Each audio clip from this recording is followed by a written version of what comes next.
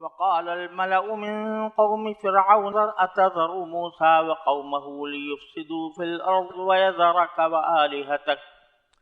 قال سنقتل أبناءهم ونستحيي نساءهم وإنا فوقهم قاهرون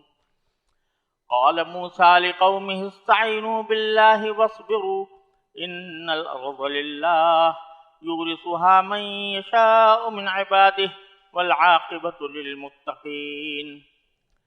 قالوا أوذينا من قبل أن تأتينا ومن بعد ما جئتنا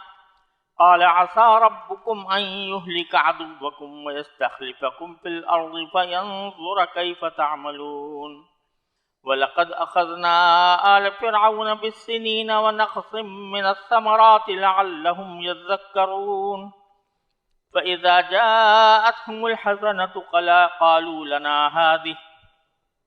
وإن تصبهم سيئة يطيروا بموسى ومن معه ألا إنما طائرهم عند الله ولكن أكثرهم لا يعلمون وقالوا مهما تأتنا به من آية لتسحرنا بها فما نحن لك بمؤمنين۔ یہ سورہ اعراف کی آیت نمبر 127 سے 132 تک میں نے آپ کے سامنے پڑھی ہے۔ اس کا ترجمہ یہ ہے، اور فرعون کی قوم کے سرداروں نے کہا، یعنی فرعون سے کہا، کیا آپ موسیٰ اور اس کی قوم کو کھلا چھوڑ رہے ہیں تاکہ وہ زمین میں فساد مچائیں اور آپ کے خداؤں کو پس پش ڈال دیں؟ وہ بولا، ہم ان کے بیٹوں کو قتل کریں گے اور ان کی عورتوں کو زندہ رکھیں گے اور ہمیں ان پر پورا قابو حاصل ہے۔ موسیٰ نے اپنی قوم سے کہا، اللہ سے مدد مانگو اور صبر سے کام لو، یقین رکھو کہ زمین اللہ کی ہے، وہ اپنے بندوں میں سے جسے چاہتا ہے اس کا وارث بنا دیتا ہے، اور آخری انجام پرہیزگاروں ہی کے حق میں ہوتا ہے۔ انہوں نے کہا کہ ہمیں تو آپ کے آنے سے پہلے بھی ستایا گیا تھا اور آپ کے آنے کے بعد بھی ستایا جا رہا ہے۔ موسیٰ نے کہا، امید رکھو کہ تمہارا پروردگار تمہارے دشمن کو ہلاک کر دے گا اور تمہیں زمین میں اس کا جانشین بنا دے گا، پھر دیکھے گا کہ تم کیسا کام کرتے ہو۔ اور ہم نے فرعون کے لوگوں کو قحط سالی اور پیداوار کی کمی میں مبتلا کیا تاکہ ان کو تنبیہ ہو، مگر نتیجہ یہ ہوا کہ اگر ان پر خوشحالی آتی تو وہ کہتے یہ تو ہمارا حق تھا، اور اگر ان پر کوئی مصیبت پڑ جاتی تو اس کو موسیٰ اور ان کے ساتھیوں کی نحوست قرار دیتے۔ ارے یہ خود ان کی نحوست تھی جو اللہ کے علم میں تھی، لیکن ان میں سے اکثر لوگ جانتے نہیں تھے، اور موسیٰ سے کہتے تھے کہ تم ہم پر اپنا جادو چلانے کے لیے چاہے کیسی بھی نشانی لے کر آ جاؤ، ہم تم پر ایمان لانے والے نہیں ہیں۔ یہ واقعات حضرت موسیٰ علیہ السلام کی جادوگروں پر فتح کے بعد کے ہیں، اور جیسا کہ پہلے عرض کیا گیا تھا، موسیٰ علیہ السلام کو جو جادوگروں پر کھلی فتح حاصل ہوئی، اس کی وجہ سے ماحول میں بڑی تبدیلی آ گئی تھی، اور اس کا رعب خود فرعون کے اوپر بھی طاری تھا، جس کی وجہ سے اس نے جو اعلان کیا تھا کہ میں سب کو سولی چڑھاؤں گا، تو بظاہر ایسا لگتا ہے کہ وہ اس پر قادر نہیں ہوا، اور موسیٰ علیہ السلام اور ان کے ساتھیوں پر اس نے کچھ اس طرح کا اقدام نہیں کیا کہ جس سے ان کا قتل عام ہو۔ اس وجہ سے جو موسیٰ علیہ السلام کے مخالفین تھے اور سردار تھے فرعون کے، انہوں نے کہا کہ اتذر موسیٰ وقومہ، کیا آپ موسیٰ اور اس کی قوم کو کھلا چھوڑ رہے ہیں لیفسدوا فی الارض، تاکہ وہ زمین میں فساد پھیلائیں؟ یعنی ان کے اس واقعے نے پوری زمین کے اندر، پورے ملک کے اندر ایک ہلچل مچا دی ہے۔ اب اگر یہ مزید زندہ رہیں گے تو اس ہلچل میں اضافہ ہوگا، لوگوں کی تشویش بڑھے گی، آپ کی حکومت کے خلاف سازشیں تیار ہو سکتی ہیں۔ وَيَذَرَكَ وَآلِهَتَكَ، اور اس بات کا بھی اندیشہ ہے کہ اگر ان کو زندہ چھوڑا گیا، اور موسیٰ علیہ السلام کو خاص طور پر، تو یہ آپ کو بالکل ہی چھوڑ بیٹھیں گے، یعنی یہ آپ کی حکومت اور آپ کی سلطنت کے قبول کرنے سے انکار کریں گے، اور آپ کے دیوتاؤں کو، خداؤں کو بھی چھوڑ دیں گے اور لوگوں سے چھڑوا دیں گے۔ یہاں سوال یہ پیدا ہوتا ہے کہ وہ تو فرعون خود خدائی کا دعوے دار تھا۔ قرآن کریم میں دوسری جگہ فرمایا گیا ہے کہ ما علمت لکم من الہ غیری، وہ یہ کہتا تھا کہ مجھے تو اپنے سوا کسی اور معبود کا میرے علم میں نہیں ہے، اور دوسری طرف یہ بھی کہا تھا اس نے کہ انا ربکم الاعلی، میں ہی تمہارا سب سے بڑا پروردگار ہوں۔ تو پھر یہاں اس کے خداؤں کا ذکر کس معنی میں ہے؟ جب وہ خود اپنے آپ کو خدا کہتا تھا تو یہ کہنا کہ وہ تمہارے خداؤں کو بھی موسیٰ علیہ السلام چھوڑ بیٹھیں گے اور لوگوں سے چھڑوا دیں گے، اس کا کیا مطلب؟ تو بعض مفسرین نے تو اس کے بارے میں یہ فرمایا ہے کہ اصل میں اگرچہ وہ خدائی کا دعوے دار تھا، لیکن وہ خود بت پرستی بھی کرتا تھا اور خود بعض بتوں کو پوجتا تھا، اور اس کا مقصد یہ تھا کہ میں اگرچہ سب سے بڑا رب ہوں، ربکم الاعلی، لیکن میں نے اپنے چھوٹے چھوٹے معبود بھی بنائے ہوئے ہیں اور ان سے میں مدد بھی لیتا ہوں۔ تو اس لیے ان کی پوجا وہ خود تو نہیں کرتا تھا لیکن دوسروں سے کرواتا تھا۔ تو اس لیے کرواتا تھا کہ یہ چھوٹے چھوٹے خدا ہیں جو میرے ماتحت ہیں، تم ان کی عبادت کرو۔ دوسری بات مفسرین نے یہ فرمایا کہ اصل میں بات یہ تھی کہ وہ خدائی کا اس طرح دعوے دار ہونا کہ اس نے ساری کائنات کو پیدا کیا ہے، یہ تو ایک بالکل ہی یعنی بدیہی البطلان بات تھی۔ ایسا دعویٰ نہ کوئی عاقل کر سکتا ہے اور نہ کوئی دوسرا اس کو مان سکتا ہے۔ جو دیکھ رہا ہے آنکھوں سے کہ یہ خود پہلے نہیں تھا، پیدا ہوا اور اب کسی وقت مر جائے گا، اور وہ ساری حاجتیں جو انسان کو لائق ہوتی ہیں ساری اس کو بھی ہوتی ہیں، کیسے اس کو تسلیم کرے گا کہ یہ خدا ہے؟ لہذا صورتحال یہ تھی کہ وہ اصل میں منکر خدا تھا، دہریہ تھا، اور یہ کہتا تھا کہ اس عالم کے اندر جو سفلی عالم ہے، اس میں ستاروں کی کچھ تاثیرات ہوتی ہیں، ان ستاروں کی تاثیرات کی وجہ سے کچھ دنیا کے کام چلتے ہیں۔ جہاں تک میرا تعلق ہے تو میں سب کی پرورش کرتا ہوں، یعنی میں سب لوگوں کو کھلاتا ہوں، پلاتا ہوں، ان کے رزق کا انتظام کرتا ہوں، ان کے رہائش کا انتظام کرتا ہوں۔ تو انسانوں کی تربیت اور انسانوں کی پرورش میں میرے سوا میرا کوئی ثانی نہیں، ما علمت لکم من الہ غیری، اس معنی میں۔ البتہ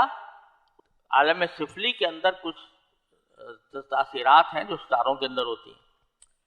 تو اس وجہ سے ستاروں کا ایک شبیہ بتوں کی شکل میں بنا کر اس کی عبادت کے لوگوں کو دعوت دیا کرتا تھا، ہو سکتا ہے خود بھی کرتا ہو۔ تو رب کہنے کے معنی یہ ہے، یہ نہیں کہ وہ خالق ہے، اس بات کا دعوے دار ہو کہ میں خالق ہوں ساری کائنات، بلکہ یہ کہ تمہارا پروردگار ہوں،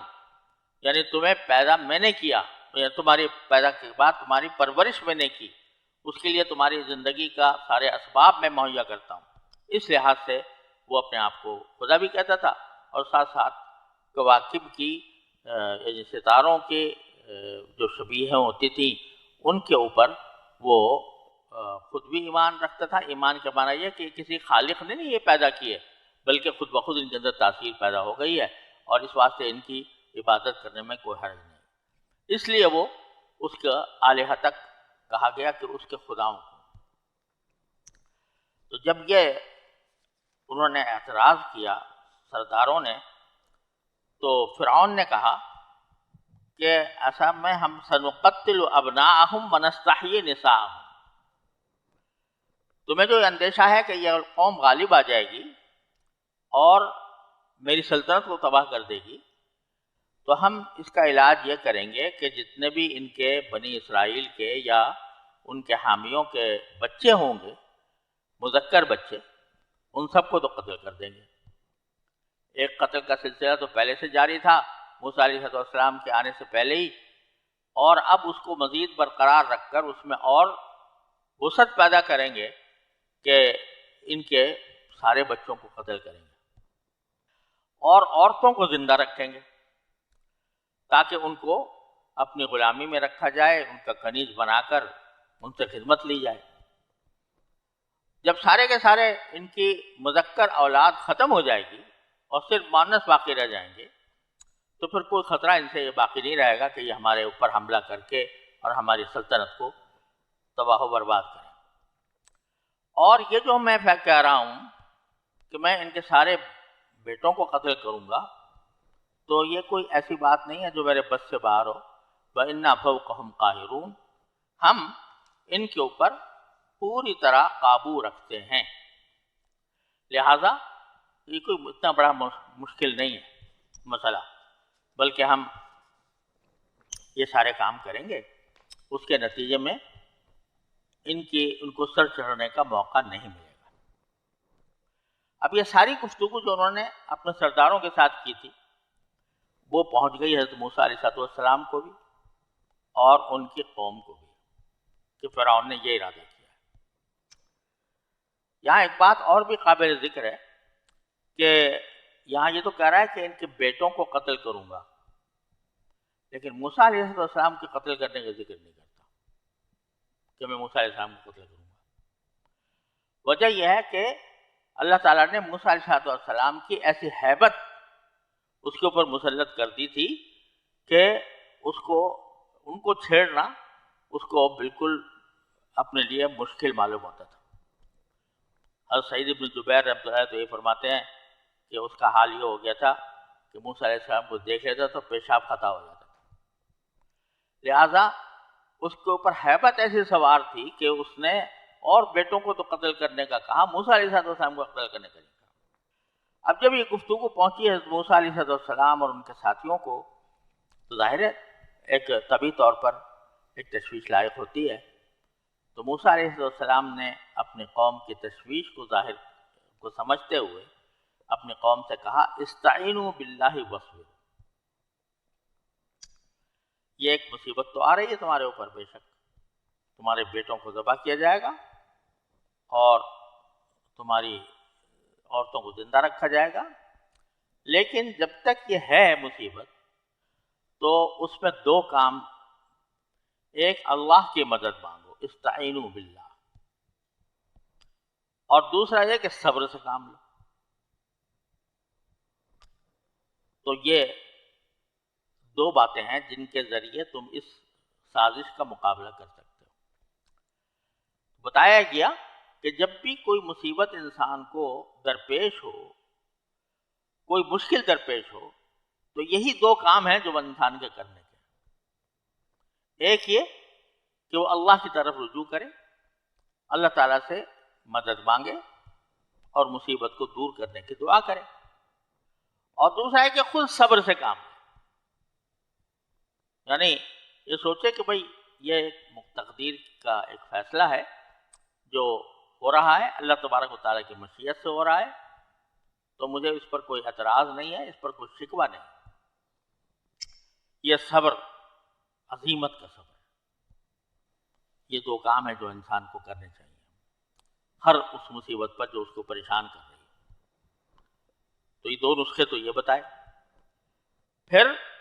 ایک طرح سے خوشخبری دی، بشارت دی۔ بشارت یہ دی کہ ان الارض للہ، تم یہ سمجھ رہے ہو کہ اس وقت فرعون اپنے لاؤ لشکر کے ساتھ، اپنے ساز و سامان کے ساتھ، اپنے تمام اسباب و وسائل کے ساتھ اس طرح مسلط ہے مصر کے اوپر کہ کوئی اس کو ہٹا نہیں سکتا۔ تو خوب سمجھ لو یہ نہ لاؤ لشکر کسی کام کا ہے، مال و اسباب کسی کام کے ہیں،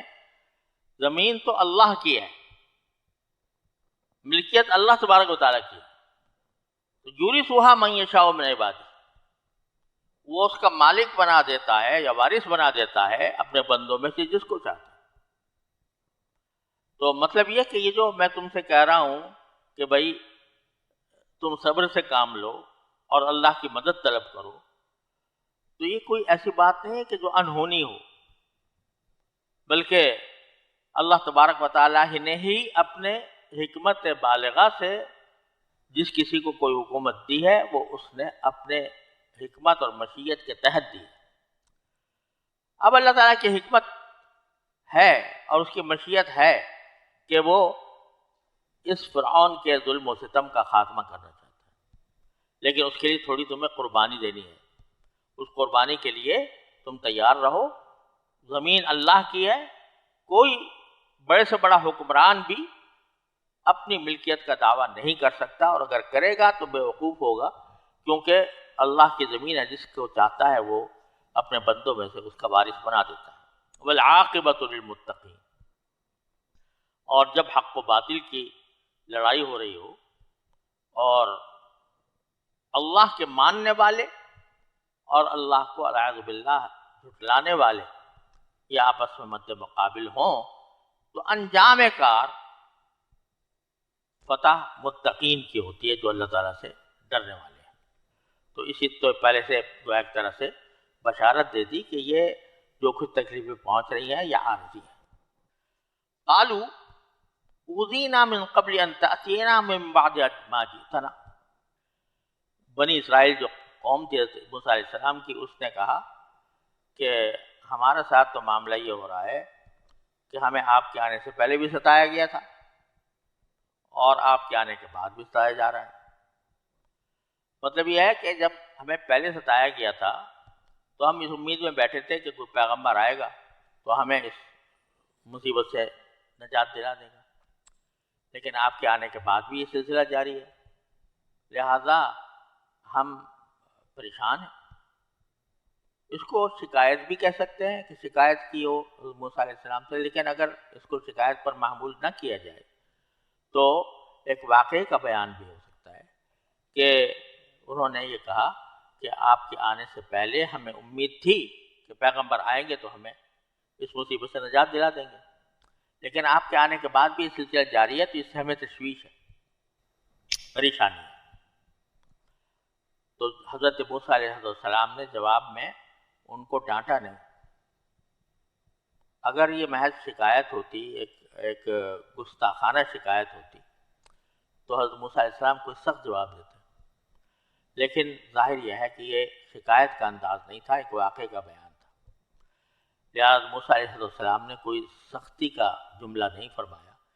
بلکہ فرمایا عسیٰ ربکم ان یہلک عدوکم، امید رکھو کہ تمہارا پروردگار تمہارے دشمن کو ہلاک کر دے گا۔ عصا جو لفظ آتا ہے عربی زبان میں، وہ آتا ہے اس بات کو بیان کرنے کے لیے کہ فلاں چیز کچھ بعید نہیں ہے، کچھ دور نہیں ہے، اور اس کا بڑا احتمال موجود ہے، تو اس لیے اس کو یہ کہہ سکتے ہیں کہ ایک طرح سے اس میں ایک امید کا پہلو ہوتا ہے۔ تو اس لیے ہم نے ترجمہ یہ کیا ہے کہ امید رکھو کہ تمہارا پروردگار تمہارے دشمن کو ہلاک کر دے گا۔ وَيَسْتَخْلِفَكُمْ فِي الْأَرْضِ، اور زمین میں تمہیں ان کا جانشین بنا دے گا یا اپنا خلیفہ بنا دے گا، دونوں معنی ہو سکتے ہیں، یعنی تو اقتدار تمہیں عطا کر دے گا۔ تو گھبراؤ نہیں، ایک وقت آنے والا ہے جب اس کا اقتدار ختم ہوگا اور تمہارا اقتدار تمہیں حاصل ہو جائے گا، لیکن فَيَنْظُرَ كَيْفَ تَعْمَلُونَ، پھر دیکھے گا کہ کیسے عمل کرتے ہیں۔ بتلا دیا کہ اقتدار حاصل ہو جانا یہ کوئی منزل مقصود نہیں ہے. منزل مقصود یہ ہے کہ اقتدار حاصل ہونے کے بعد تم عمل کیسے کرتے ہو اور اللہ تبارک و تعالیٰ کے دین کو کس طرح نافذ کرتے ہو اور اس کے اوپر کس طرح عمل کرتے ہو. اس جملے نے بڑا ایک تنبیہ کر دی ہے تمام دنیا کے حکمرانوں کو کہ اگر کبھی تمہارے اوپر یہ اللہ تعالیٰ کا انعام ہو کہ تمہیں اقتدار عطا کر دیا جائے تو یہ نہ سمجھو کہ بس ہماری منزل آ گئی. یہ تو تمہارا امتحان ہوگا. امتحان یہ ہوگا کہ تم کیسے عمل کرتے. حضرت والد صاحب قدس اللہ تعالیٰ سرہ نے معارف القرآن میں تفسیر بحر محیط کے حوالے سے ایک واقعہ نقل کیا ہے کہ بنو عباس کے دوسرے خلیفہ منصور یہ جب تک خلیفہ نہیں بنے تھے تو ایک روز حضرت عمرو بن عبید ایک بزرگ تھے وہ ان کے پاس آئے کر انہوں نے یہ آیت پڑھی عسیٰ ربکم ان یہلک عدوکم فیستخلفکم فی الارض. تو یہ آیت پڑھ کر ایک ان پر منطبق کرنے کو شاید آپ کا پروردگار آپ کے دشمن کو تو ہلاک کر دے اور آپ کو خلیفہ بنا دے. ایک طرح سے ان کو بشارت دی کہ شاید آپ خلیفہ بنیں گے. اس کے بعد منصور خلیفہ بن گئے. تو عمرو بن عبید ان کے پاس دوبارہ پہنچے تو منصور نے ان کی پیشین گوئی جو اس آیت میں تھی وہ یاد دلائی کہ بھئی آپ نے مجھے پیشین گوئی اور کہا تھا کہ عسیٰ ربکم ان یہلک عدوکم ویستخلفکم فی الارض. تو عمرو بن عبید نے جواب دیا کہ ہاں خلیفہ ہونے کی پیشین گوئی تو پوری ہو گئی مگر ایک چیز باقی ہے یعنی فینظر کیف تعملون کہ جب آدمی اللہ تبارک و تعالیٰ کسی کو خلیفہ بناتا ہے تو پھر وہ یہ دیکھتا ہے کہ وہ عمل کیسا کرتا ہے. مطلب یہ تھا کہ ملک کا خلیفہ بن جانا یا امیر بن جانا یہ کوئی فخر و مسرت کی چیز نہیں ہے کیونکہ دیکھنا یہ ہوگا کہ اب خلیفہ بننے کے بعد آپ کا رویہ کیسا رہے گا اور کس طرح آپ عدل و انصاف قائم کریں گے. تو اب اس کے بعد ایسا ہی ہوتا رہا. فرعون اپنے ظلم و جبر پر قائم رہا. موسیٰ علیہ السلام اور ان کی قوم اپنے ایمان پر قائم رہی. تو اس کے بعد کیا ہوا؟ باری تعالیٰ فرماتے ہیں کہ ہم نے جیسا کہ ہماری عادت ہے سنت ہے ہر قوم کو ہم کبھی خوشحالی سے آزماتے ہیں کبھی بدحالی سے. خوشحالی کے ذریعے آزماتے ہیں کہ یہ شکر ادا کرتی ہے کہ نہیں کرتی اور بدحالی سے آزماتے ہیں کہ یہ واپس آتی ہے کہ نہیں آتی. چنانچہ اس کے بعد ہم نے لقد اخذنا آل فرعون بالسنین ونقص من الثمرات ہم نے فرعون کے لوگوں کو قحط سالی اور پیداوار کی کمی میں مبتلا کیا لعلہم یذکرون تاکہ وہ کچھ نصیحت حاصل کر لیں. تو دو چیزیں ذکر فرمائی ایک قحط سالی اور دوسرے ثمرات میں. تو قحط سالی تو کہتے ہیں دیہاتوں میں آئی اور ثمرات میں کمی شہروں میں آئی. گویا پیداوار گھٹتے گھٹتے بہت کم رہ گئی. تو جب تو کیا ہوتا تھا کہ فَإِذَا جَاءَتْهُمُ الْحَسَنَةُ اگر ان کے اوپر خوشحالی آتی تو وہ کہتے قالوا لنا هذه یہ تو ہمارا حق تھا ہمیں ملنا ہی چاہیے. اور وَإِن تُصِبْهُمْ سَيِّئَةٌ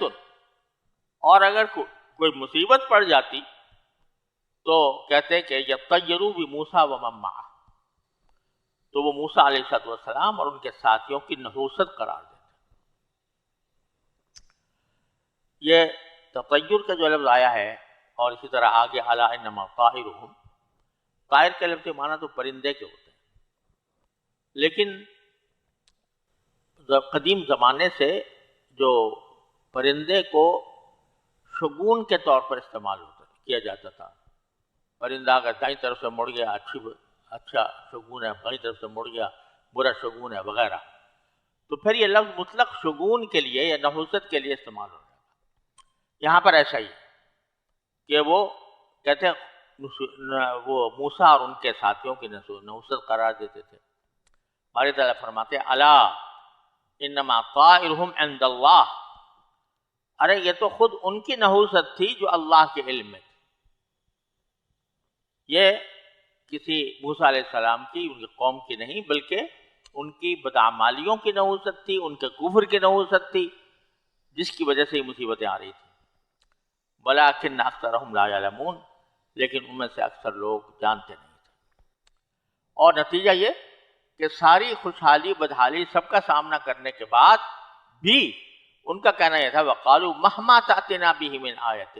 لِتَسْحَرَنَا بِهَا، کہ تم حضرت موسیٰ علیہ السلام سے یہ کہتے تھے